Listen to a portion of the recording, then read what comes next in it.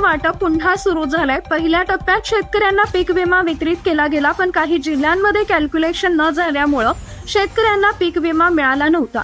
पण आता जळगाव, नाशिक, अहिल्यानगर, बुलढाणा, सोलापूर आणि चंद्रपूर या जिल्ह्यातील शेतकऱ्यांना पीक विमा वितरित करण्याची प्रक्रिया सुरू झाली आहे। पहा, यामध्ये 2360 कोटी रुपयांचा पीक विमा मंजूर करण्यात आलेला आहे आणि वाढवण्यात आले। जळगाव जिल्ह्यात 50 कोटी रुपये शेतकऱ्यांच्या वैयक्तिक क्लेम परतावा म्हणून मंजूर करण्यात आले होते।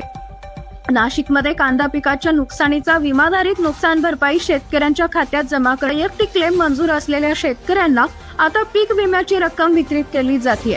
सोलापूर जिल्ह्यात 281 कोटी रुपये वितरित होण्याची अपेक्षा आहे। शेतकऱ्यांना वितरित होणार आहे, त्यामुळं तुमचा पीक विमा क्लेम मंजूर आहे का हे तपासण्यासाठी तुम्ही ऑनलाईन तपासणी करू शकता।